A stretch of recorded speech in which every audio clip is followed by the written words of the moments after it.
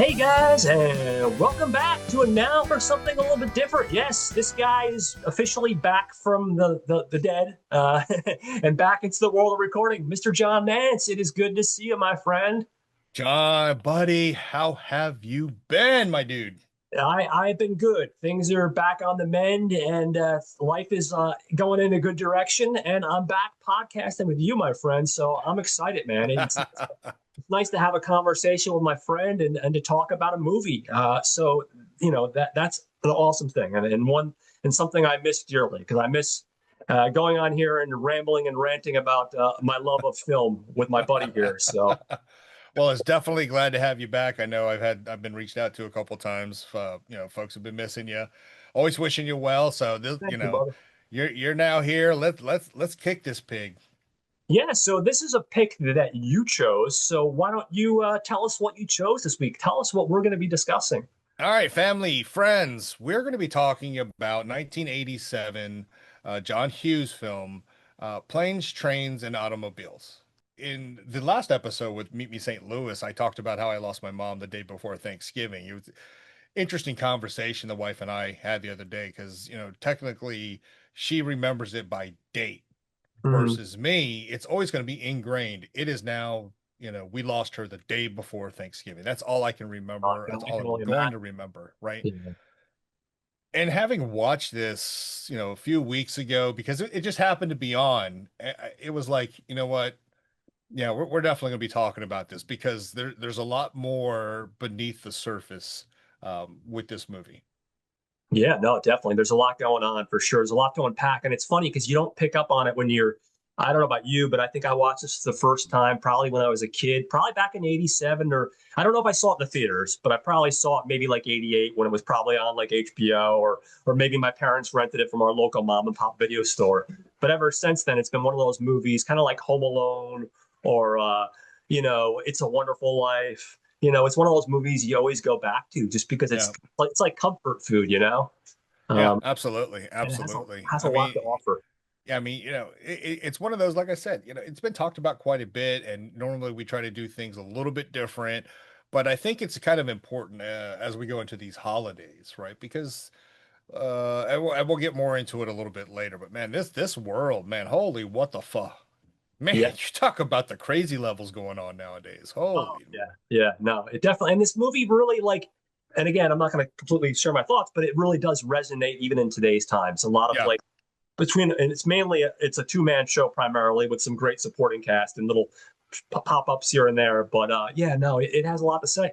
Before we do that, I don't know if there's anything you've had this chance to watch on TV or movies, or if you read anything, or if there's anything that you've had on your watch list. I know with the holidays, it's been busy. I tell you what, it's been busy, yeah. But we made the most of it. We went because my daughter's home for Thanksgiving, of course, so that's always exciting. She's going to be graduating next spring. It's going to be Nice. awesome. It's like woot woot.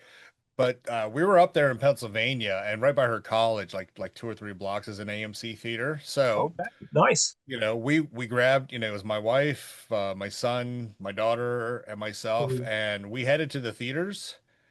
Sisu 2, Road to Revenge. Oh my God. Wasn't that fucking thing insane? I'm going to talk about that too. Yeah. It's Yeah, we're gonna have to talk about that a little bit more later, but holy crap, that movie was so insane, so stupid awesome. It was just, it goes back to the premise what I talked about in the last episode, right? A film's job is to entertain us, and holy wackadoodle did it. Fakulaka did probably that not. freaking entertain us. So Yeah. that was awesome. The second thing we watched, literally just last night, we watched the new Kevin James Alan Richson movie Oh, okay. on Prime Playdate. Uh-huh. That was a fun, entertaining movie. It was fun to watch. It Mhm. was definitely predictable, but it did have us guessing on some of the plot points. But it was just great to see Alan Ritson go a little bit beyond his Reacher role Yeah. or his, he was the Norseman in the what is it, the Gentlemanly Guides, Yeah. the Ungentlemanly Guide to Warfare. I forget the exact title, but it was just fun. Kevin James, anyone who's been a fan of Kevin James knows what he can do. Well, with the exception of when he released Becky. Oh, I didn't see that Holy, one. Yeah, holy shit! You want to talk about being thrown for a loop with Kevin James, the yeah, King of Queens? Holy cow! Other than that, just trying to catch up on some Korean shows when I get some time, yeah, because it's just like I said, been with the family and real life, and it's just been a little tough a little bit here, but staying positive, staying yeah. positive. Absolutely, All right, man. You got to what do about that. you? Yeah, what about you? So it's funny you say the Sisu movie because I saw that last week too. And I just earlier in the week seen the first one on Hulu. I was like, wow, this is a really good movie. And obviously, a lot of people have been saying it's a really good movie. The first one, I caught the first one on Hulu, so I went to see it in the theaters. The second one, blown away, absolutely love it. I actually just emailed or Facebook messaged Troy from Not a Bomb podcast. It's like, Troy, you guys are doing the end of the year Not a Bombs. Unfortunately, the second movie is a bomb, but they have a strategy to make their money back on like VOD and Blu-ray because the budget for that film was only like $12 million Yeah, or $10 million. I would have never guessed that because yeah. it looks fantastic, that movie. Oh yeah, they did pretty good. Like the actions and scenes in that movie are great, and it's just a really fantastic movie. So I saw the first Sisu, I saw the second Sisu, and then I watched it when it first came out, maybe about a month ago. But I figured since we're talking John Candy, Steve Martin, I watched the documentary about John Candy. Oh yeah, I Like Me, yeah, and it's just really, really heartfelt, man. I felt like it was relevant. They talked to Dan Aykroyd, Bill Murray, his wife, his kids, Catherine O'Hara.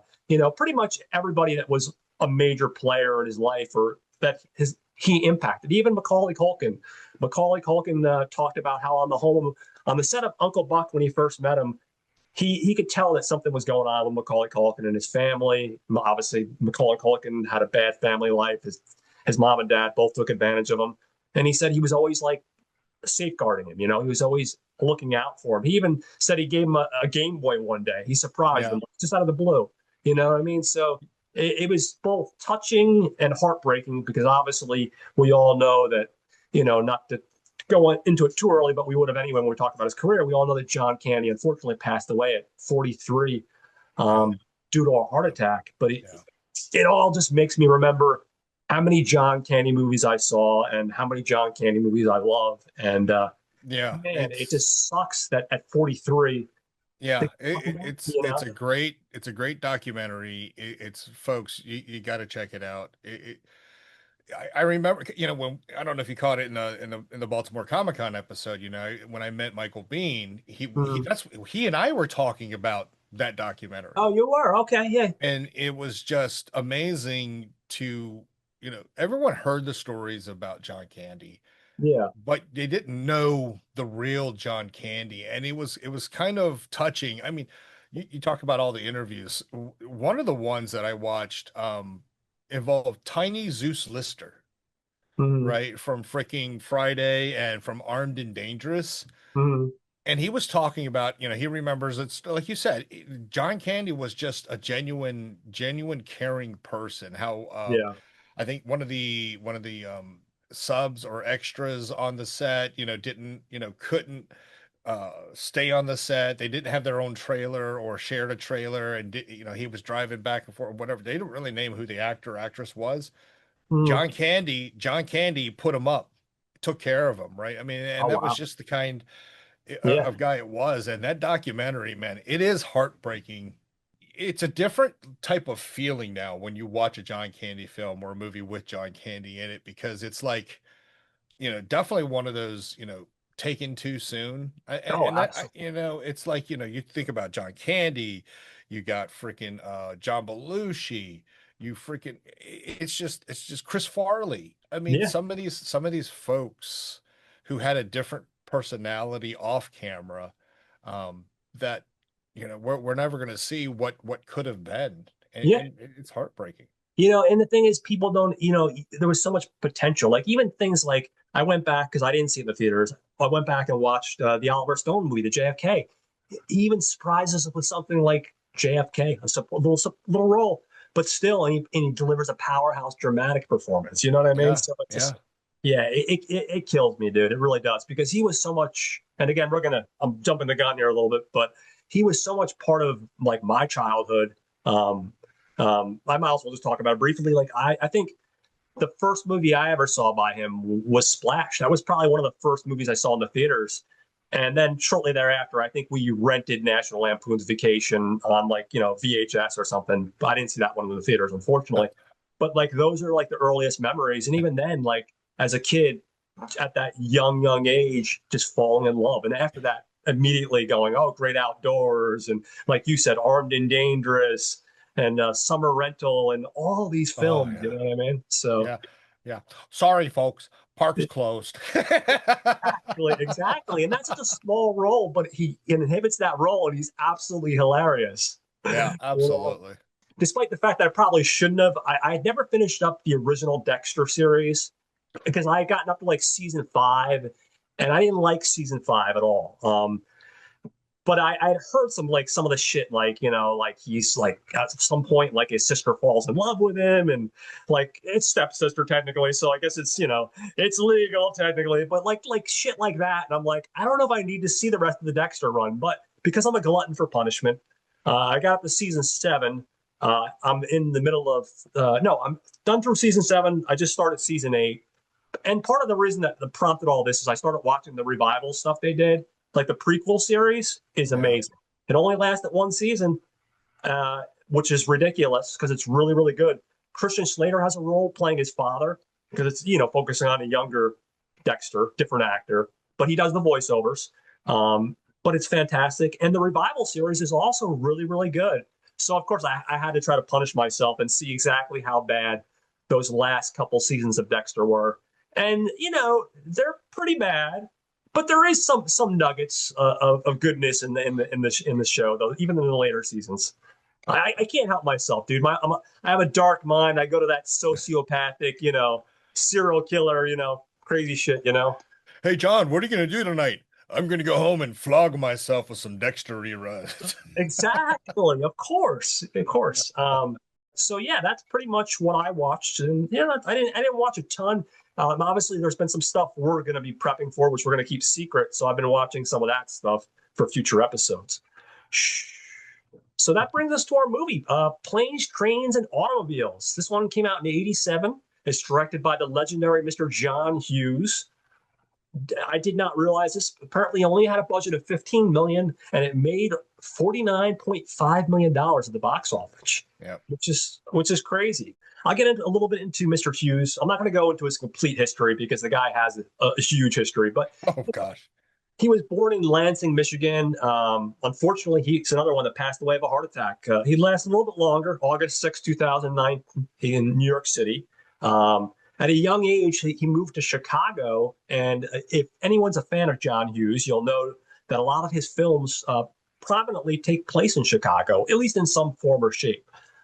As a kid, he fell in love with film, went to college in Arizona, but dropped out.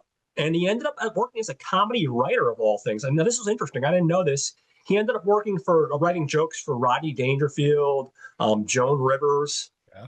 And then he got to work in 1970 at an advertising company, working with companies like Pillsbury, Starkist, Heinz, Philip Morris.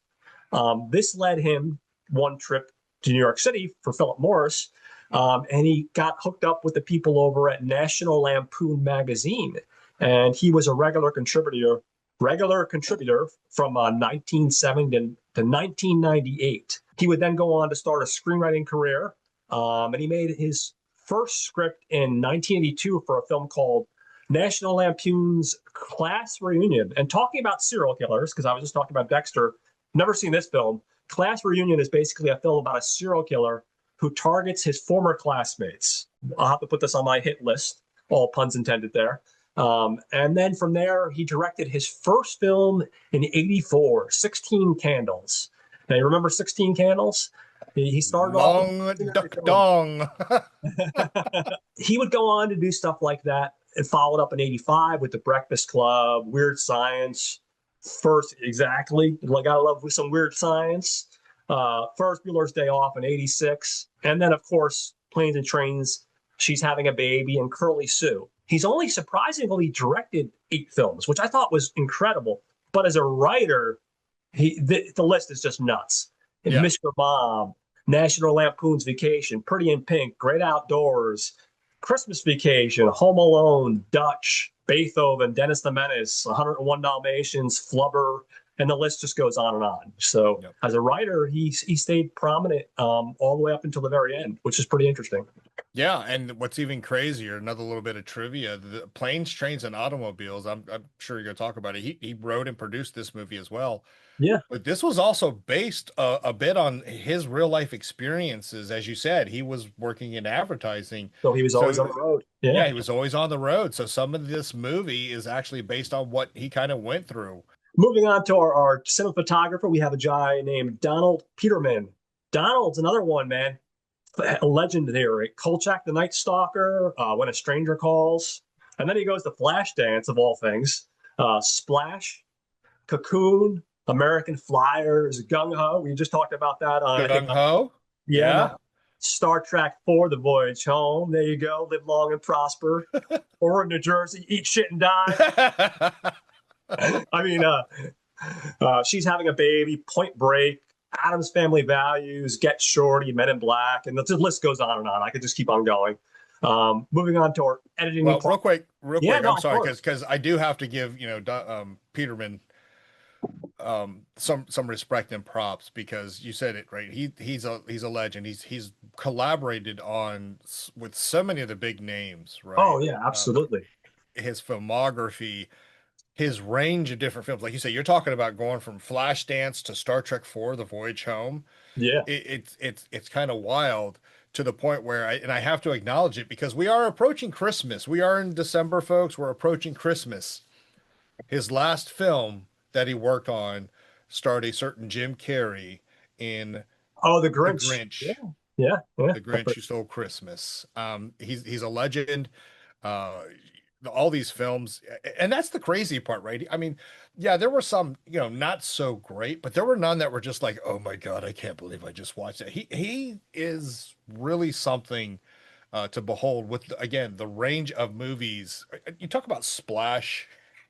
Oh, I love that movie, dude. I absolutely love it. Splash going all the way to freaking Men in Black and again going back to Flashdance, just all these iconic, I guess you could say footnote movies in Yeah, cinema history. It's ridiculous what he was part of, and rest in peace. yeah. The range is just amazing. The variety of films is it's mind blowing. Yeah. Moving on to our editing department, we have a gentleman named Mr. Paul Hirsch. And Paul Hirsch, these are all legends, man. This guy worked with our man Brian De Palma a lot. He did Sisters in '72 early on, an early Brian De Palma film, Phantom of Paradise, Obsession, Carrie. He did Star Wars, Empire Strikes Out, Empire Strikes Back, Empire Strikes Out. Dude, I'm dude, thinking, I'm not even a baseball guy. I'm talking about Empire Strikes Out. Where's my brain going? oh As you my can see, God. guys, the next film, Blowout, another back to Brian De Palma, stuff like Source Code, which I love, Warcraft, The Mummy, and just a ton more. I didn't want, again, I'm not going to go through the Yeah, entire filmography, but just a but huge list. we do got to mention one specific film that he worked on. He edited only because of Yeah, our buddy definitely. Troy. Only because of Troy. Mission Impossible, Oh, yes. Ghost Protocol, Yes, there you which go. was Yeah, one of the better ones. Yeah, definitely. yeah, no, definitely. When we get into our composer, we have Mr. Ira Newborn. Worked a lot with Hughes, pretty much almost everything. 16 Candles, Weird Science, First Bueller's Day Off, Uncle Buck. He also worked on SCTV, an early John Candy acting, some early John Candy acting. Into the Night, Dragnet, Caddyshack 2, The Naked Gun, My Blue Heaven, Mallrats, Ace Ventura. Just so much stuff. My Um, Blue Heaven. Oh, I love that I movie. know it. It's great. That's some great Steve Martin right there. I Oh love it. yeah. Oh yeah. I guess that brings us to the cast. And again, I with this one, I'm primarily focused on Steve Martin and John Candy. I will mention the supporting players, but even the big names that are supporting players that pop in, they just pop in and pop out. Yeah. They're not really there for anything significant, which is why I didn't go into their entire filmography. I figured there was no point in it. But with Steve Martin, he was raised in California. It started his writing career with the Smothers Brothers, of all things, back in 1967. And he won an Emmy Award. So early on, the guy was, driving home some home runs there. He would also write for the Glenn Campbell Good Time Hour, the Sonny and Cher Comedy Hour, and then he transitioned into doing stand-up, eventually appearing on the Tonight Show with Johnny Carson several times, and even hosting once. In '77, he released his first comedy album, Let's Get Small, which went platinum. Uh, and then eventually he launched his big career knockout with The Jerk, which that became like one of those hits, you know. And I think that's right off the get go. That's kind of like what the one that's kind of cemented his career and kind of made him like, okay, I've done other stuff, but this guy's a star. You know what I mean? Yeah. And that was, believe it or not, an early film written and directed by Carl Reiner, which is also an early thing for him. And that film, this one, I didn't realize it made $100 million on a $4 million budget. That's insane to make that kind of money on a $4 million budget. Oh yeah. I mean, you really can't go wrong with that. You know, I mean, that's the thing with both these guys. Like, I was thinking about like which films are my favorite films of these guys we're talking about. And honestly, number one, I'm indecisive to begin with. I can acknowledge that. But number two, it's easy to be indecisive with these guys because when you look at their filmography and their careers, really, there's very few films that I can go, okay, yeah, that was kind of like, Most of these guys, both had just one film after another that I walked away going, I really, really loved. You know what I mean? You know, with Steve Martin specifically, right? You know, like if we were to have a top three, Yeah. I always have my top two with him. Number one is always The Jerk, right? Yeah. I just can't believe that movie was put out there because it is just amazing, right? He hates these cans. Yeah. The number two film for Steve Martin, I don't know why. It's just my number two, period, because it had me busting a gut so much. The Pink Panther. Yeah. I mean, it was great, man. He was great. But then, yeah, you're right. You talk about Roxanne, Three Amigos, Yeah. but it's with the, He just has perfect. that's how flustering it can be, right? Yeah. Because he For has him. Yeah. such a breadth of stuff. Not bad from a kid whose first job was handing out park maps at Yeah. Disneyland. Absolutely. For me, on any given day, you could change because, like, off the top of my head, if you were to ask me today, I would say probably like yourself, it would probably be The Jerk. I would probably go honestly, Planes, Trains, and Automobiles. Mhm. But then honestly, I'm torn for that third spot. I would say Yeah. it might be like the Three Amigos, but I'm not gonna lie. Because younger, when I was in my 20s, my 30s, I really wanted to do filmmaking. So Bowfinger, I mean, when you Oh, talk about, Bowfinger. I mean, I laughed the minute you hit play on that button from the beginning credits all the way to the end. I mean, him and Eddie Murphy together, the chemistry they have is like equal to this. Oh my God. It's awesome. Exactly. Chubby Rain. It's so tough. It's like asking which child do you want me to shoot? You know what I mean? It's like Yeah. I can't. I'm so indecisive. It's funny because Troy and Brad they're doing their thing, this movie list by the end of the year. And they promoted it on their channel multiple times. They want the top 25 movies in the last top 25 years. 25 and 25. Yep. And I knew that I was never going to be able to make a list because I know myself entirely Oh, well. I couldn't whittle down 25 films from the last 25 years. I'm just way too indecisive because so my taste could change on any given day. My number one. it was tough. It was really tough. I did submit a list. I'm not going to reveal Nice. any, but it was always kind of hilarious. Like when Troy and I would get together and we'd be talking, and then somehow we'd be talking about the movies, Yeah. and then I would talk about a movie, and he'd be like, "Damn it, John," because he Now completely I have to go forgot back. about it. You know, I had to Now I go have to go back back about it. I have to go look at my list again and take something off so I can put that You on. know. But it's great. I really cannot wait. Hopefully, you folks have been following along with Not a Bomb podcast. Yeah. I think they're dropping the results of the 25 and 25 on Christmas. Oh, okay. So stay Nice. tuned. So it's going to be Yeah. interesting to hear. See, No Troy and matter Brad, what. you guys are getting multiple plugs here. Damn it. One now and then one at the end of the episode. This is how cross-generational Steve Martin can be. My son loves Steve Martin. He Yeah. loves all the movies that he's watched with Steve Martin in. Mhm. He loves them. People don't realize like you don't have to be like physical humor to the degree of like someone like Jim Carrey, but still you can have physical timing. And that's what makes, we'll talk about it in this film, but Yeah. that part of one of the many elements that makes this film amazing is that the physical timing between our two main leads is just mind blowing. Yeah. But anyway, I'm going to hold off on that. I'm going to tease until later on. But yeah, and obviously I could go into Martin's filmography. I think most people know it: Little Shop Yeah. of Horrors, Three Amigos, Roxanne, Dirty Rotten Scoundrels. There's another one that probably on any given day that could probably even be in my top three. But the list goes on. L.A. Story, even something like Sergeant Bilko. I have a soft spot for Sergeant Bilko. Exactly. But yeah, I mean, the list goes on, and then that brings us to our man. Well, I'll mention real quick. He also has a Grammy Award He for does. for an album he did with a banjo. Apparently, he's a world renowned musician with a banjo. I never listened to it, but I'm curious.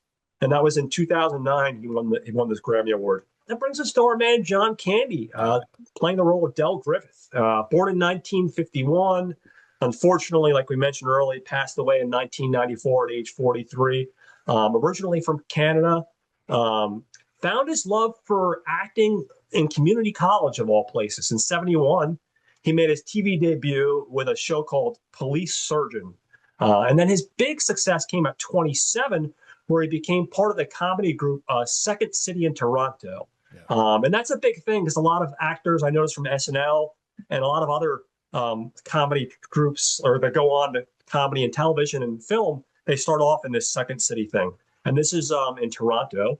And there he became friends with Catherine O'Hara, Eugene Levy, Rick Oh, Moranis, and Harold Ramis. And those are people that he was friends with all the way up until, he passed.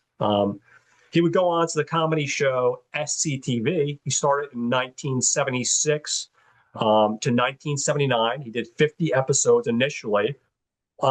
This is when his big break, I guess you can say, really came because this is when Steven Spielberg saw him in SCTV and he ran into him at a party. And the story as it goes, in the documentary, they were talking about it. Steven approached him and he's like, "Hey, I really like you in SCTV. I'd love for you to be in this movie I'm doing called 1941." And he thought he was like busting his balls, and it's like, "Oh well, thanks for the compliment, but really, And basically, the long and short of the story is he really thought that he was busting his chops. And no, he's like, "No, I really was impressed. I'd love you to be in that movie." Now, of course, 1941, unfortunately, was one of the few Spielberg movies that wasn't entirely a financial success, unfortunately. I personally don't think it's a bad movie. I mean, it definitely has moments that are pretty funny. It's not a perfect movie, but I think it's pretty good. I think it's pretty good. Uh-oh. I'm getting the eye Hollywood. of John Nance. He's like, "Damn you, don't you say that's an okay movie. There's nothing but Dude, greatness when it comes to that movie." 1941 is one of my favorites. And I'll tell you what, any movie with Slim Pickens in it's got to be gold. Yeah, I mean, listen, I think for the most part, for me, it hit me in a way where, listen, most of it hits me 100%. There's a couple points where I'm like, not 100%. But the performances, and especially John Candy, you know, Oh gosh, you know, it's he's a great playing like movie. a crazy person. Then he would go on to stuff like The Blues Brother and 1980, Stripes in 81. He'd go back to SCTV between 81 and 83, apparently. Um, National Lampoon's Vacation, of course, Splash, Brewster's Millions. Watch that movie. I can't tell you how many times I watched Brewster's Millions. I love that one too. Summer Rental, Volunteers, Armed and Dangerous, Little Shop of Horrors, Spaceballs, The Great Outdoors, Uncle Buck, Home Alone, JFK, Cool Runnings, Wagons East, Canadian Bacon, and he even directed a TV movie in '94, which I have not seen, called Hostage for a Day. And again, I could obviously spend a lot more time on John Candy. And Um, he's another one who's just like Steve Martin, right? What are your top three? With him, it can rotate, right? oh, absolutely. It's like you mentioned, Brewster Millions. My son loves that movie. Yeah, Our absolutely. The Great Outdoors. Both my kids absolutely adore that movie. One of my personal favorites. It's Summer Rental. Yeah, John Candy, Armed and Dangerous. There's just so much to go through that. Again, it kind of hurts when I watch that documentary. I like yeah, me because you know John Candy is John Candy in every movie. It's kind of wild and very disheartening to know that, what, up to a point, you're not going to see any more of this greatness come out of him because man, it's just too soon, dude. Too soon. Yeah, way too soon, and it's one of those things that, when you go into like the psychology, not to go into too much, but like see the documentary, they talk about like, like his mom would say something like when he was younger. Well, number one, his dad passed away at, I think like 34 or 35, Yeah. I think, of a heart attack. And his mom would always tell him like, hey, watch what you eat. But then on the same token, mom had a big heart, but mom would also be saying something like that. But then she would be sadly making a ton of food and say, eat up.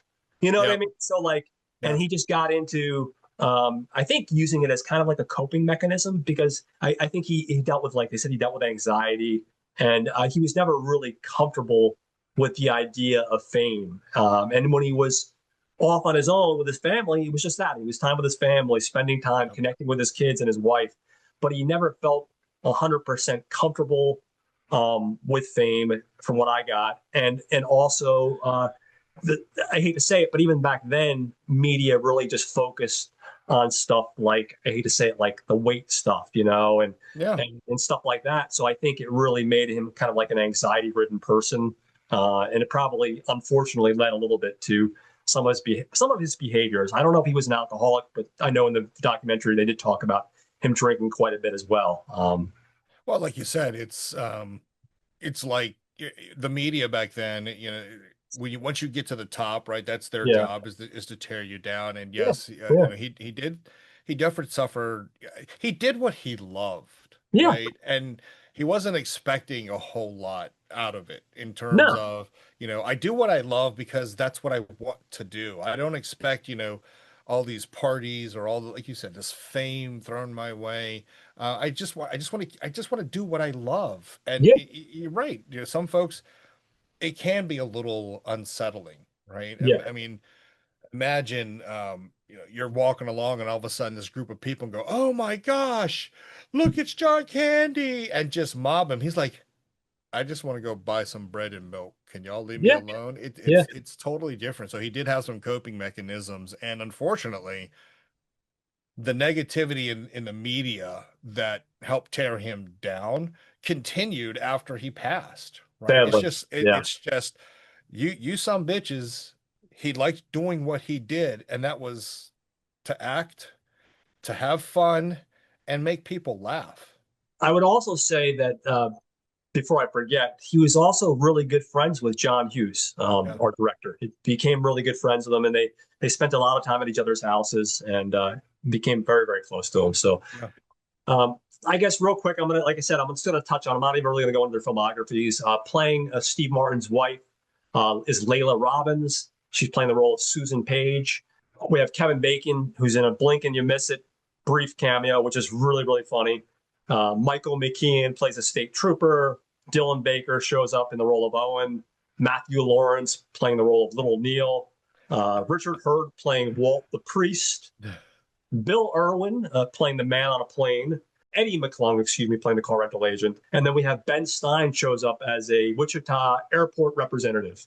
So those are people that pop up, just briefly in the film. So just figured I'd mention them.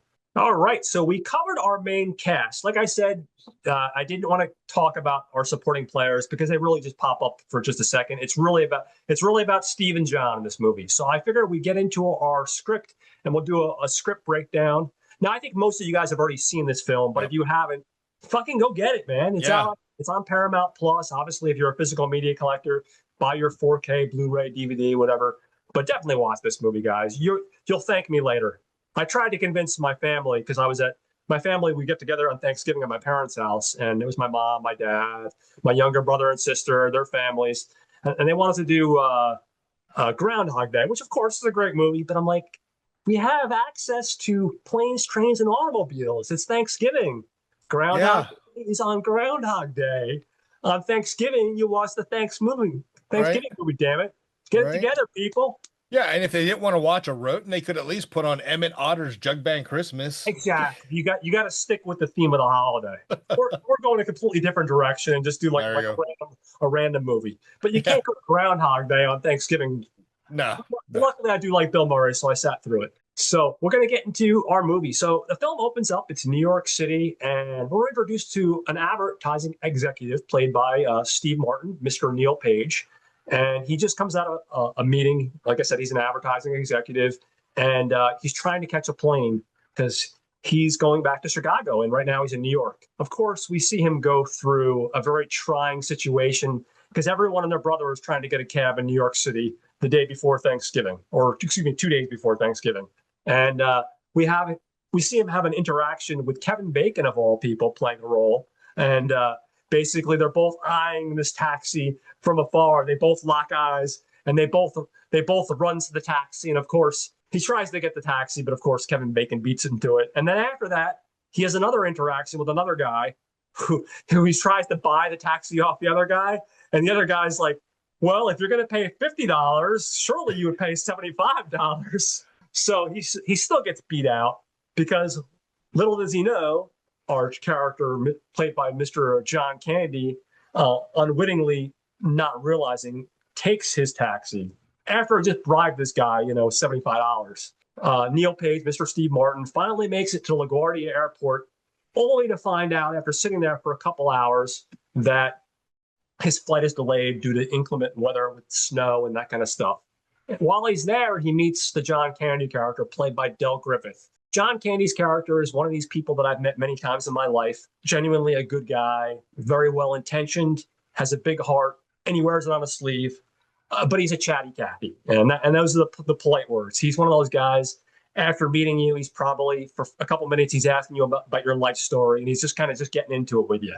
And one of those type of people, or they're good people. Those are the kind of people you want to meet in your life.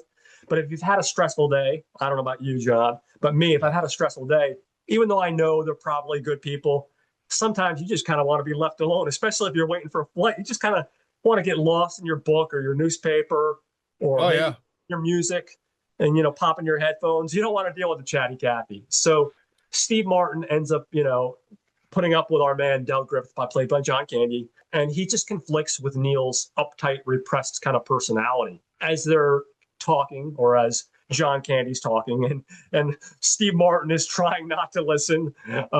They find out that unfortunately, after several hours, they're about ready to get on the plane, which is good. But Steve Martin's character, Neal, had a first class ticket that he bought, months in advance. And for whatever reason, the flight attendant is giving him a hard time. And basically, she tells him it doesn't matter if you have your receipt and you bought that ticket.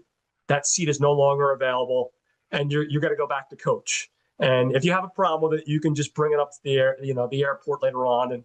But for right now, this is the lot in life you've been given. So just deal with it. So of course, our already tight and repressed, uptight Mr. Steve Martin, Mr. Neal Page, gets put in coach, and lo and behold, who happens to be his seat partner right next to him is none other than our man Del. He's looking at Del, and he just kind of has like this look like, God damn it. Yeah. So they get on the plane, and, of course, the kind of luck they're having, Del's talking his ear off again. Eventually he goes to sleep, and of course he's snoring. So it makes hard for Steve Martin to get any sleep.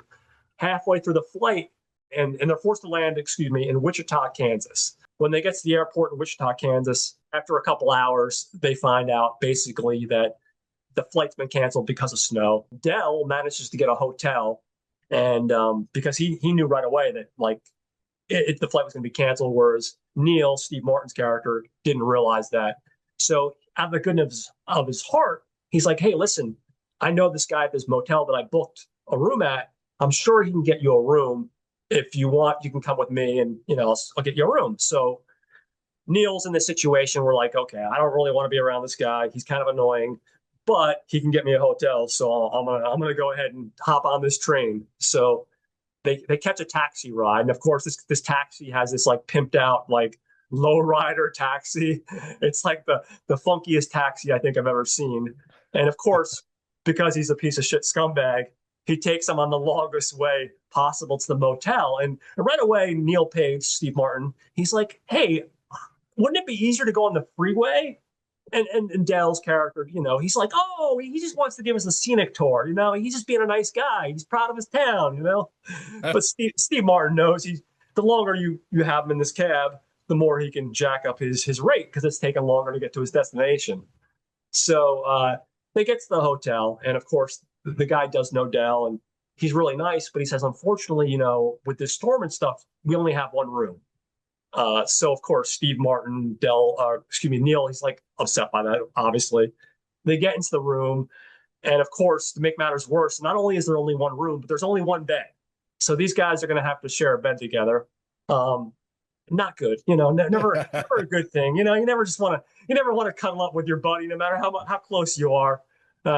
So John Candy goes to use the shower. He does his thing. He lays on the bed, smoking his cigarettes and eating his candy and his food, and there's wrappers everywhere. And we have Neal. He goes to take a shower, and first of all, halfway through, the cold water hits, and he's like, "God damn it, fuck, I can't even take a shower." Then he steps out of the shower, and there's one towel. We all have bathrooms in our house, and we have those little tiny, I almost call them decorative towels because they're this small for drying your hands. That's what's left because John Candy's character Dell used every towel in the freaking bathroom. So Neal has this little tiny towel to dry his body off. So, again, he's continued to be frustrated. He gets into the room and he sees John Candy smoking on the bed. There's wrappers all over the place. He's just kind of disgusted. He just wants to go to sleep. So he goes to try to go to sleep. And of course, again, Dell's just annoying because Dell takes up a good proportion of the bed, number one, and he snores like to nobody's business. And at a certain point, like I think Neal just kind of loses his shit and he just kind of goes off on him. He goes off on him, criticizing him and his many quirks and how annoying they are. And you can see that Dell's hurt and he admits to his shortcomings, but he says, you know what? He's like, you know what? Hey, I'm a good person and I like myself, and so does my wife. And, he's like, you can say what you want about me, but if it wasn't for me, you wouldn't have this hotel room. You know what I mean? So he kind of sticks up for himself. But you could see, like I said earlier, he's the kind of guy that wears his heart on his sleeve and he gets hurt easily. They finally go back to sleep. And during the night, a thief comes in and breaks into the room very quietly and steals all the money from their wallets. They wake up the next day, and a brief moment that's kind of stupid but funny, so I'll mention it. And of course, they're cuddling each other. Like I think Steve Martin's got his hand, he's got his hand around John Candy, and they both wake up, and he's like, "What's that?" He's like, "Where do you got your hand?" Those aren't pillows. God damn it! So there's lots of little moments like that which are hard to like encapsulate into words because it's about physical comedy. This film is about written comedy, obviously, but there's a lot of physical comedy in this movie. So they finally get back to the airport. And of course, all the flights are still delayed. Neal decides to buy a train ticket. And, he also goes ahead and buys one for Dell. He tells Dell, he's like, listen, I couldn't get a seat next to each other. So I'm going to just go do my thing and I'll let you go do your thing. And it was nice meeting you. And, basically he's giving him the cold shoulder, essentially. Like everything else on this trip, they're not too far down the road. In Jefferson City, Missouri, where the train breaks down because, of course, everything on this trip is breaking down. They basically are told that they have to basically hike like 2 miles to town and try to figure things out because the train's going to be out of commission for a while. So we see Neal walking in the fields towards town. And then, of course, he sees Dell. And Dell has this big old chest that he's lugging, and you can see he's struggling with it. So in a moment of compassion, Neal gives him a hand. He grabs the other side of the chest. And they go into town. They catch a bus to St. Louis. Along the way, of course, John Candy, of course, Dell is still trying to keep a positive attitude, despite the fact that, is like Neal is a little bit of a Grinch and he's kind of got an attitude and he's uptight. Like he's on the bus and he gets everybody to start singing, Christmas carols. And Neal, he tries to bring up a song because he's trying to get into the spirit of things. And of course, I don't even know what song it is, but it's a song that nobody recognizes. And they just kind of like shoot him a look. They eventually end up in town. And Neal suggests at this point they should probably just go their own separate ways. So We see Neal, and he catches a little trolley to the airport parking lot, which is, I don't know why, but I guess seems like it's almost a mile or two away. He finally goes to get into his rental car, but lo and behold, there's a parking spot where the rental car should be, but there's no rental car there. He walks all the way back to the airport, and like I said, there's snow all over the place. He's literally walking down the runway. At one point, he falls and fumbles, and he finally gets to the customer service desk where he rented the car, and we hear the lady behind the desk, and she's just having a regular holiday conversation with one of her relatives about Thanksgiving dinner and what they should make and who should bring what to Thanksgiving dinner. And you could just see Martin as Neal just getting more and more pissed off as he's waiting. Finally, he has a conversation with this lady, and he gets into this big speech where he just explodes on her. And he's like, "You fucking people, you send me all the way out into the middle of nowhere, and there's no fucking car in the fucking spot." And he just goes off on her. And of course, she goes, "I don't like your attitude, sir. Do you have a receipt?" And, basically he's like, "No." And she gets a big smile on her face. "Well, then I guess you can basically, don't quote me verbatim here, you can go fuck yourself because without a receipt, I can't do anything for you." And real quick, time out. No, please. That a little bit of trivia, folks. That scene alone is what garnered an R rating for this movie. Just that one Okay. scene alone. Yeah. The reason why was again, I think it was 16 or 18 F-bombs dropped inside a minute. So it's just Well, the scene plays out. I mean, it plays out wonderfully, dude. Like as someone from Jersey and who drops the F bomb like way too much, probably more than is possibly healthy. Yep. I could totally relate to that scene. So it's a good scene, dude. It really is. So basically, he finds out, he's fucked yet again. He goes outside to get a taxi, and he ends up getting into a pissing match with the driver, and getting into a fight. The driver assaults him basically and punches him in the face. And of course, who shows up to the rescue? Bedell happens to arrive in his rental car driving by.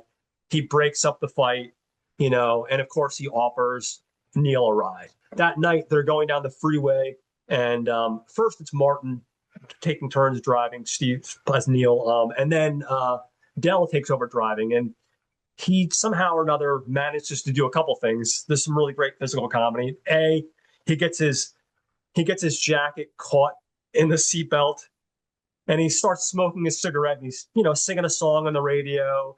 He flicks his cigarette, and he thinks he flicks it outside the window, but of course it's not, because the luck they're having, nothing ever goes right, and ends up going into the back seat of his car.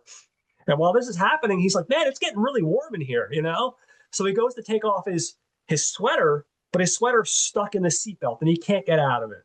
So he's trying to drive. His seatbelt is, like I said, stuck in his sweater. He can't get his sweater off. And then at a certain point, he ends up driving on the wrong side of the wrong side of the freeway. And we have this funny moment where he's driving on the wrong side of the freeway. Neal wakes up, but he doesn't realize he's driving on the wrong side of the freeway. And we see this couple in another car, and they're screaming at him. And because they can't really hear him, they can't make out what he's saying. And they finally make out what this couple is saying when they have these two big semi trucks coming at them, and they end up kind of corralling themselves between these two big semi rigs, and basically the whole car gets like crushed. The roof of the car comes off, and they're both just in shock. At that point, they're both in shock. They pull over to the side of the road. They're realizing what just happened. They're just laughing at this point. They're just laughing because it's so ridiculous and so crazy that I guess if they didn't start laughing, I guess they'd probably start crying, because this situation is just like so insane. So they're having this moment where they're connecting, which is good. I think this is a really big turning point for me, at least in the film. They see the cars on fire. At this point, Steve Martin kind of reverts back to his normal kind of like selfish self, because he's realizing, this fucker, he's going to be in shit because he rented this car, and he's going to be out a lot of money, because this car is being destroyed. Candy tells him, "Hey, listen, unfortunately, somehow our credit cards got switched. I don't know how, but our credit cards got switched, and I was going to pay you back, but I had to use your credit card to rent the car. So of course, Martin, has a meltdown. And just when he's getting over the meltdown, he's like, oh shit, my fucking wallet's in the glove compartment. So they go to get the wallet out of the glove compartment. And of course, you have like this frayed, melted down credit cards. Pretty much everything in his wallet is melted down. The only good news is that even though the car looks like shit, the roof's off, it looks like it's clearly been in a fire. They still are able to kind of drive the car, barely, but they're able to drive the car. They get to a hotel, and the guy in the hotel sees that the credit cards are destroyed, but he's like, listen, man, I just work here. I can't do anything for you. But Neal's like, hey, I got this watch. It's worth a lot of money. How about I give you this watch and I have $30 in cash? And so the guy's like, okay, fine. For $30 in cash, I can rent you a room. Of course, John Candy's not so lucky. He doesn't have any money. He doesn't have anything to trade. He has like a crappy, like little cheap Casio watch, which the hotel guy doesn't want anything to do with his little cheap, crappy Casio watch. So, Neal has this moment. He's in the hotel. He's relaxing. He's enjoying things. But then he looks outside, and what does he see? He sees Dell in the car with the roof off, and he's shivering and freezing, and you can see that he's suffering. So he has a moment of compassion again. And he's like, dude, just come on in. So again, these two people from opposite sides of the spectrum with opposite personalities, they just sit in the hotel room and they drink the little alcohol that comes with your hotel room, and they're eating candy, and they're just kind of recounting the craziness of this trip. And again, they're connecting as human beings, and they're realizing they have more in common than they thought. Even though they come from different backgrounds, they're still human beings. And really, even Steve Martin, he's uptight and he's a different personality than Neal, but they're still good people. So the next day they wake up and they're going to get on their way, So again, our man Dell has no luck. So he gets in the car, and for whatever reason, he accidentally puts it into reverse, and they crash through the hotel window of their hotel room. So at that point, Steve Martin's just like, Neal's just like, dude, just peel it. We can't get out of this. We're not going to be able to. There's no return from this. So they just peel out, and they make it down the freeway a little bit. But of course, nothing can go right in this movie because our characters have the worst luck humanly possible. Because that's part of the comedy of this film. They get halfway down the road, and an Illinois police officer pulls them over, and he says, "Do you think this car is safe for driving?" And Dell just casually remarks, "Well, to be honest, you officer, I know it's not in perfect condition, but it's been doing right by us so far. I know it's a little rough around the edges, but it's been getting us where we need to go. Of course, that doesn't fly with the police officer, and he impounds the car. After the car is impounded, Dell surprises them. They finally get a little bit of luck, and he manages to secure a ride with a truck driver. Now, of course, they can't have too good of luck, because the truck driver is willing to give them a ride, but he's a little nervous around people driving up front. So where are they going to sit? They're going to sit in the back of the truck, which wouldn't be too bad normally, guys. But this is a refrigerated truck. So they're sitting there like this, recounting stories.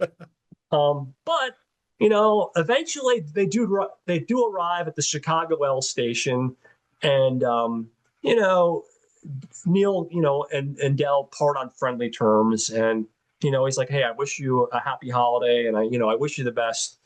And from there, we see Neal on the L train as he's riding home, and we see him in a series of flashbacks, reflecting on his journey, and he's thinking about some of the comments Dell made throughout the journey, some of the silences, some of the moments where he was actually serious for a moment, and he realizes that maybe there might be something more to Dell's story. So, troubled, he returns back to the train station to find Dell sitting alone. And Dell confesses to him that he has no permanent home. And basically, he's been living on the road for the last 8 years since his wife died. So Neal brings him home, and he introduces him to his family. And at first, he's like, "Oh, I'm just going to say hi real quick." But that's not going to happen. Neal ends up inviting him in, and his wife gives him a big hug, and they share a Thanksgiving dinner together. And, when you think about Thanksgiving and what it's really about, despite the fact that, the Indians saved our ass and, well, we ended up fucking them. We try to forget that around Thanksgiving. We all forget those facts. We just forget about the important part of Thanksgiving, which is coming together with family and friends. And we can tell that Neal and Del have become friends. So I'm going to just real quickly go into something like closing thoughts, and then I'll have a conversation with you. So the big thing, obviously, for me, the movie, it's really, I love comedy. I know you love comedy. It's the perfect combination of comedy, but it's all about heart as well. For me, No, you know, absolutely. what carries this film is obviously a couple things. John Candy, Steve Martin. That's obvious, but also the writing by Mr. John Hughes. I think it's some of his strongest writing, personally. I mean, he has a lot of strong writing, but it's some of his strongest writing. But there's one scene in particular that really drives the point home for me, and that's the scene that I mentioned briefly in the hotel room. It's after Steve Martin yells at him, and Candy delivers this monologue, and it's just heartbreaking. But it also says so much about him as a person. I think John Candy in real life, after what we've known, but also the character. And basically, I'm going to read it. He says, "I like me. My wife likes me. My customers like me because I'm the real article. What you see is what you get. You want to hurt me? Go right ahead if it makes you feel any better. I'm an easy target. I talk too much, but you know what? I also listen too much. I could be a cold hearted cynic like you, but I don't like to hurt people's feelings." And I think that, especially when it comes to Candy's character, the most important for me, when it comes to John Candy's character, encapsulates the most important message about the film, which is about this guy that wears his heart on his sleeve, even though his wife died 8 years ago and he's been on the road ever since then. It's about this guy that takes time with complete strangers to make a conversation and try to connect with them. That is just a genuinely good person that wears his heart on his sleeve, despite the fact that he's been hurt.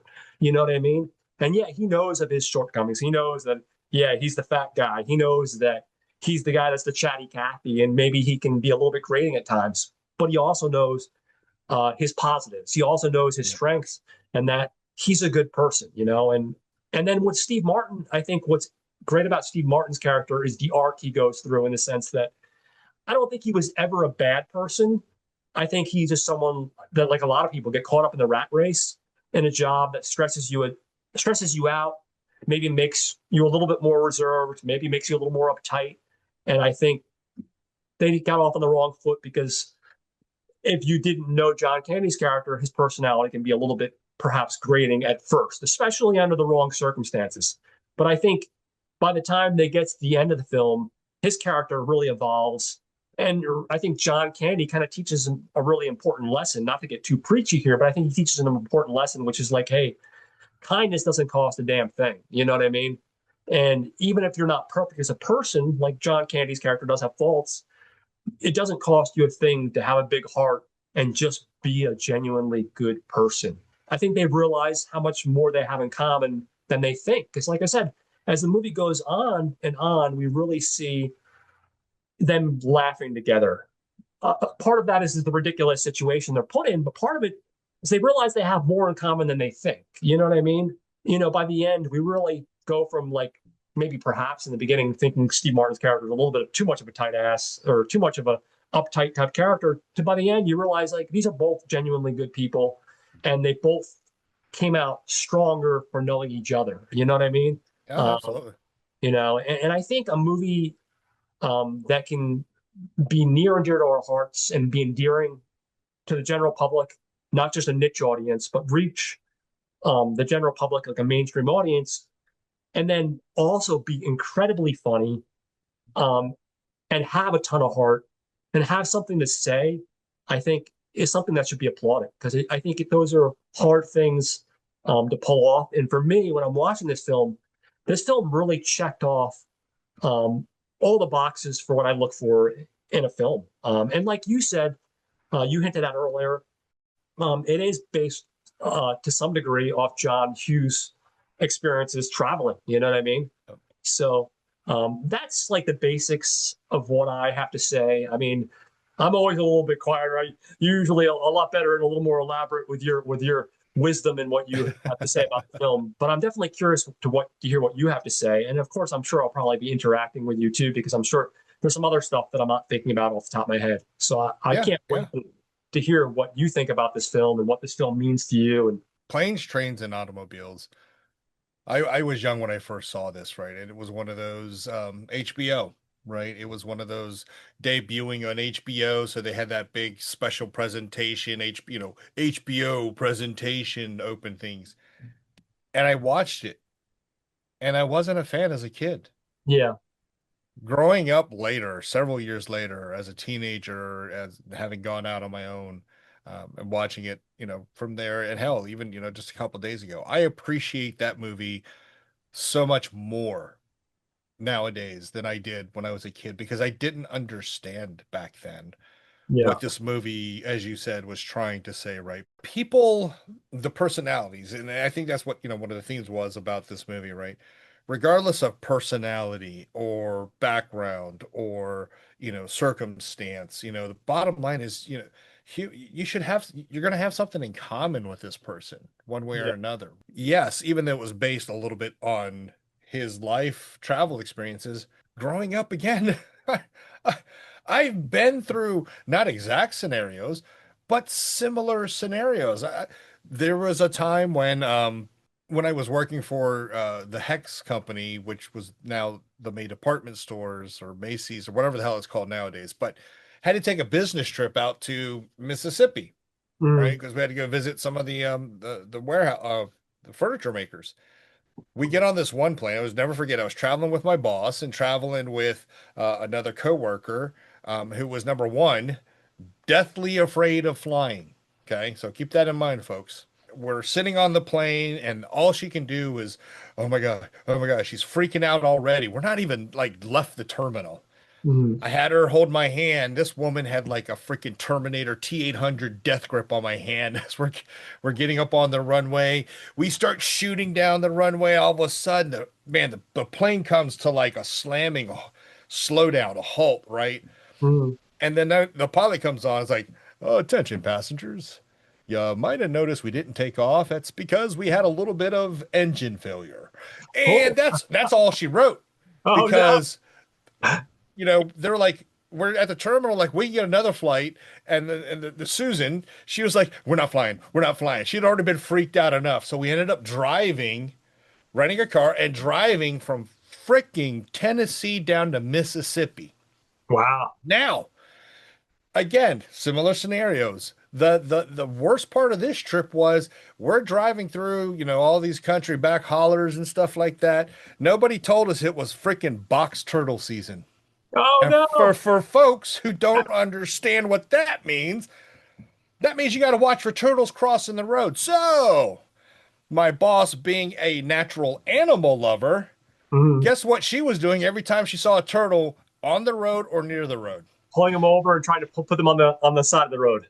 Oh, no, she didn't pull over. She literally stopped in the road. Oh no. I can only John, John, there's another turtle. Go help him cross the road. That really. entire 2 hour trip driving down, that's what Oh I my was God. doing. So similar scenario. Another scenario, right? We're on a bus in Germany when I was a kid, and we're Mm. driving down. It's a hot summer day. We were going to one of those like Fantasyland parks. They called it back then Das Phantasialand, right?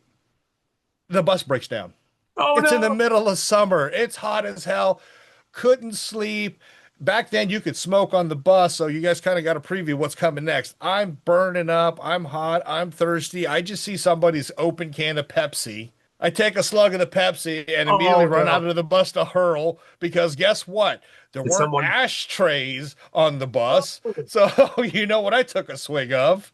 oh, My well, God. listen, I thought it could be, listen, because I have a very sick mind, John. You're lucky it was only ashtray because I thought maybe some of these, Oh, I take public transit, some of these public transit, like New Jersey Transit, they don't all have bathrooms. So I thought it was something, oh yeah, no, no, no. Wasn't that bad. But I it's those thought maybe, it's those yeah, traveling nightmares, those traveling scenarios I could relate to. Again, growing up as a kid, I didn't, I couldn't see what the real humor was in it.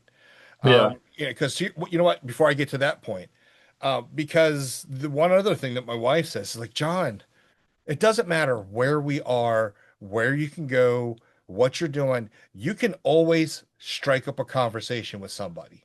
Just have that personality. And it's true, right? I mean, you look at me, I'm this big, scary looking dude, but I'm like the biggest, friendliest nerd. We were in Micro Center yesterday to pick Mm-hmm. up a Christmas gift for my son.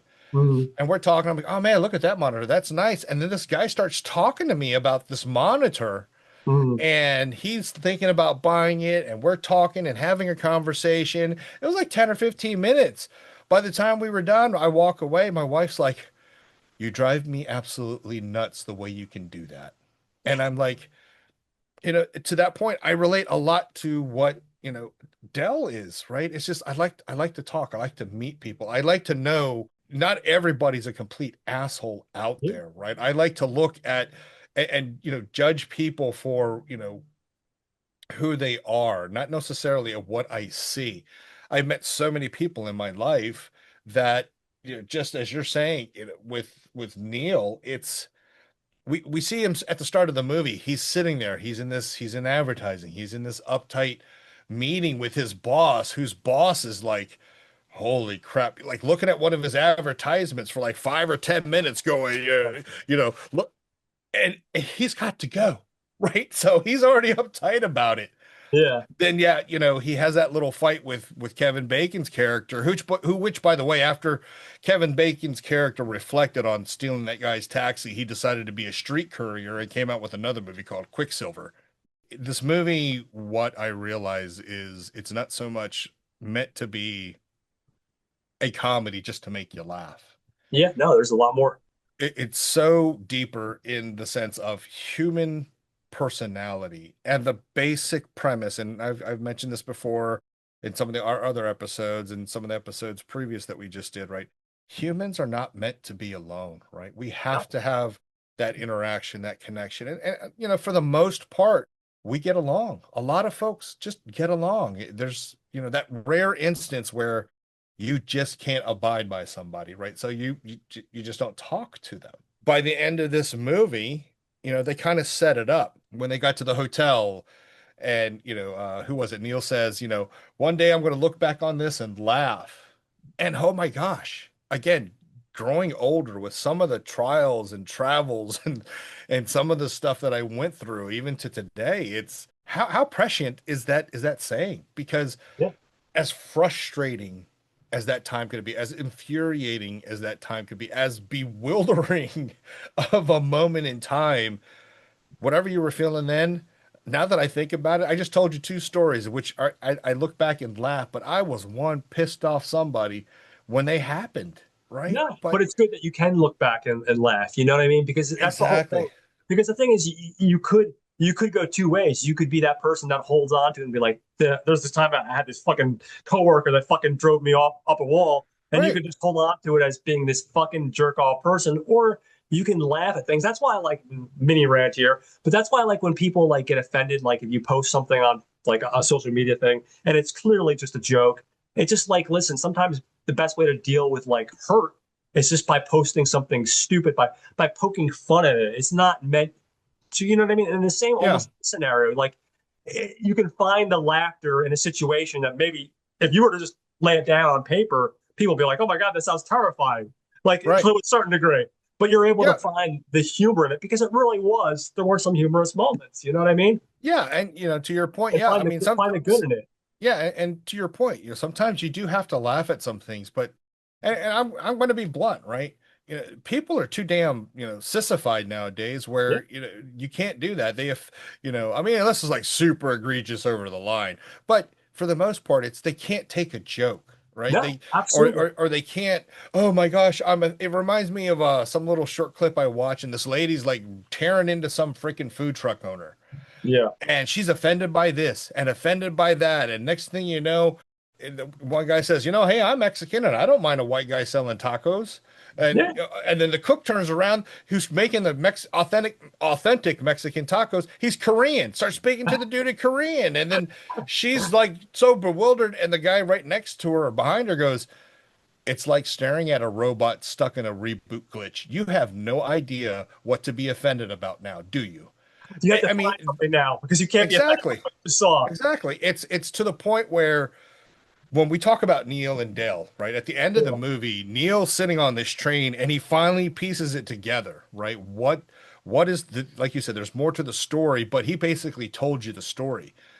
Here is a guy who has his quirks and his personality trip ups that he's actually alone. You're right. Some of the strongest writing John Hughes probably put out. And I think it's because it was based on real life experience. Yeah. When he says, I haven't been home for years. And he's like, wait, what am I?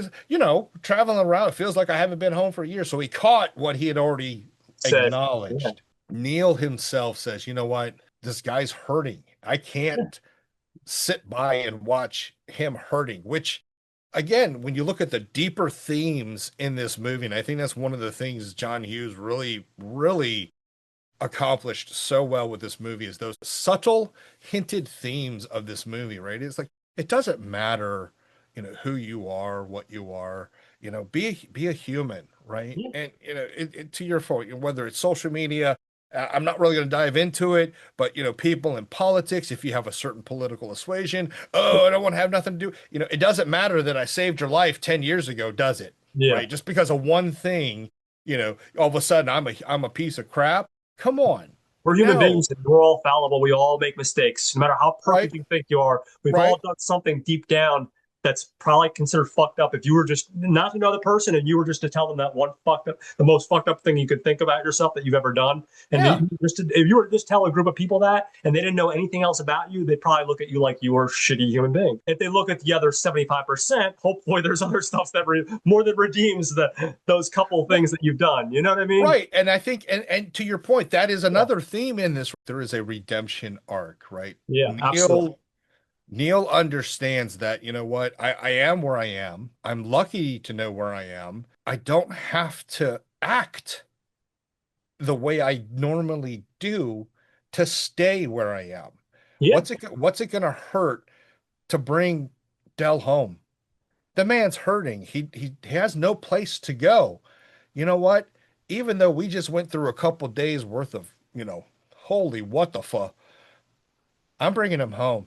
I'm going to introduce him to my family, whether they become lifelong friends or not. We don't know. I would like to think so I'd like because to think of that so. situation, Yeah. because of the situation. I know that's actually happened to me a couple times. Not to me personally. I'm not Dell. Well, I kind of was Dell and I was kind of like Neal, but the bottom line was where I can help, you help. Where you don't have to be what people perceive, Yeah. go ahead and, be yourself because that's the beauty in that one line. I like me. And Yeah. Neal, by the end of that movie, what I picked up on was he doesn't like his personification. He doesn't like that me, No, he right? likes the true me. He likes the truth. Exactly. Which is at the end of the movie, he's introducing him, Dell, to his family. When he finally gets the chance and he sees his wife and he knows how lucky he is to have a wife, to have a family, to have a house, which, Mm. yes, folks, it does look exactly like the Home Alone house, but it's not the Home Alone house. Oh, so that I didn't know. I didn't look at Yeah. it. That is interesting because you're right. It does look a lot like the You know Home what I Alone mean? house. Planes, Trains, and Automobiles it's not just a comedy movie, it's not just a buddy movie. It's a movie that asks for a little self-reflection on yourself. Do you like you? Can Yeah, you look in the mirror and say, I like me? I am a person when I hear that line, especially when I saw that documentary. I mean, I somebody was cutting a lot of onions sometimes because I had a lot of eye sweats going on, but it yeah, was, yeah. It was onions, damn it. you know I what I told mean? the wife to keep the white onions out of the house. But I'm at the point where it says, you know what? I like me. Yeah, I like who I am. I like what I can do for folks. I like that you and we were complete strangers last year. absolutely, absolutely. You just. Well, I think you requested my friend, or I requested your friendship. Yeah. Yeah, and then I was like, "Oh, this guy's cool. I heard you on Yeah. Not a Bomb." I was like, "We're friends. Why not invite you?" And the next thing Yeah. you know, 3 months later, you're my co-host, and Yeah, we're exactly. And yeah, we're friends. friends, right? Yeah, And that's what it's about, folks. yeah, It's about, sometimes stepping away from your the saying is perception is reality, right? Mm. But at the same time, too, perception can give a false reality. And if you're not satisfied with living the way you live or being who you are just because of what you have to do, what you think you have to do, doesn't necessarily mean that way because you can meet a person like Dell, you can meet a person Yeah. like John, or you can meet a person like me, and all of a sudden we could shatter some of your total life viewpoints. You question yourself and you look at yourself like, man, I've been such an ass Yeah, or absolutely. a total bitch for all these years. Why? Say that the meteor strips away all the satellites and knocks us back into the Stone Ages, right? The bottom line is humans aren't meant to be alone. We look for the good in each other. We try to help each other. And this movie, what's the saying? It's like soup for the soul, food for the Yeah. soul, because yes, while it does have some funny moments, oh my God, when like they're going between the two trucks. I mean, there's so many moments. Like I'm touching on the script, but there's so many physical moments that I didn't talk Yeah. about. The physical comedy on top of the heart, on top of the great script and the great dialogue. There's so many physical comedy moments. But there's like a Laurel and Hardy, you know, Yes. you know, Right. eh, And that's where, when we talk, right? I mean, and I know you have several examples yeah, where, in real life, it's not so much what somebody says, but what somebody does. yeah. And how John Candy selling the damn shower curtain rings. These were signed, these were signed by Walter Cronkite. Yeah, he's like These are filled with helium, so they're so light. he But starts trying to sell the teenagers. Oh, these are great earrings. yeah, they look great on you. It's moments like that. The even though it's exaggerated, they go through the car. Neal looks at Dell, and Dell's like all of a sudden in this double outfit going, ah!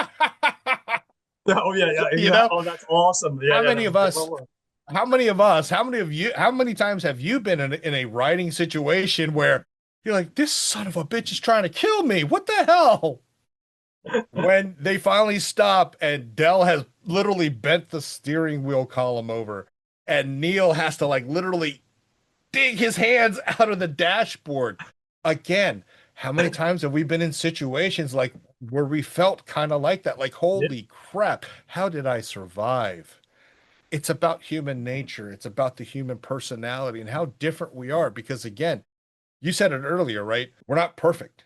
We're not yeah. meant None to of be us are. No matter we're how not you meant to think be you are. Yeah, perfect. yeah, Because if we were, man, what a boring freaking world yeah. this would be, right? Absolutely.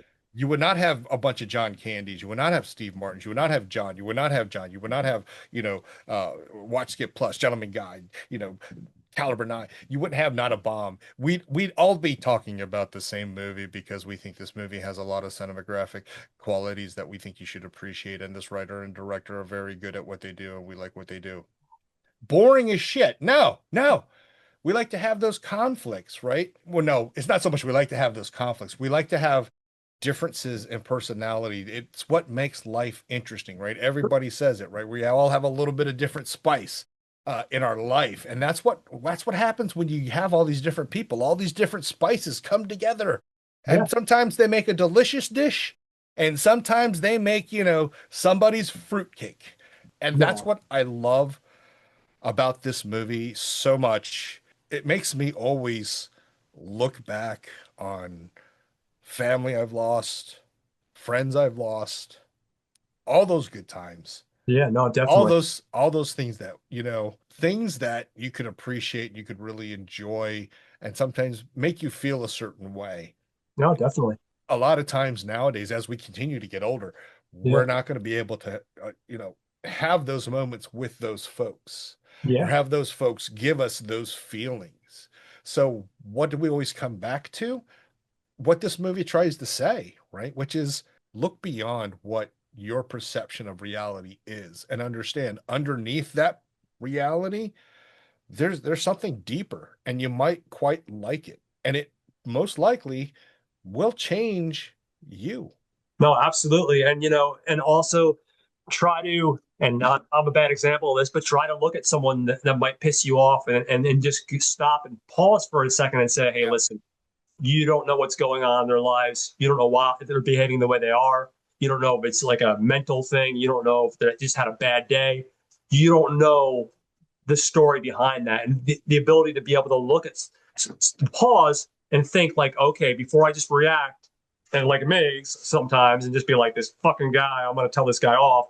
Stop for a second, because you just don't know their story. Like in the case of Dell, you don't know what he's been through. He might come off annoying, but he's got a huge heart, and you don't know until you know. You know what I Right. mean? And I think Exactly. that's a big thing. And I think a lesson I have to learn more often. I think I've gotten a lot better, but I will admit it's a journey. And It I think is. in general people forget that, because it's so easy to just react, but it takes more to stop, not react, think for a second, and then respond, hopefully with kindness. And I think Yeah, this drives that home, like you said. This point, it really drives that home. This film. right. And I think it's so much too, like, there's always this debate about, you should always have empathy. What good is empathy when you don't know, understand that, it's better to have more Yeah, compassion towards it. Oh, I can feel a certain way about a certain thing, but compassion will oftentimes guide you to do something. In Neal's case, right? Oh, I can empathize this guy. Oh man, he's trying to get to his home. But yeah, man, I can empathize with that. But man, he's driving me nuts. I'm going to sit in this warm room. But yeah, compassion, and that's what I'm saying. yeah. Compassion, he looks out there, he sees Dell freezing in this car. What does he do? It It lets drives them. him to open that door, says, "You know you're going to freeze out there." Yeah, That's a huge difference, yeah, right, folks? It's you can have empathy. That's fine, but it's compassion that really is more important in my view, my yeah. No, mindset, definitely. because even Dell to Neal's this highly successful advertising guy, right?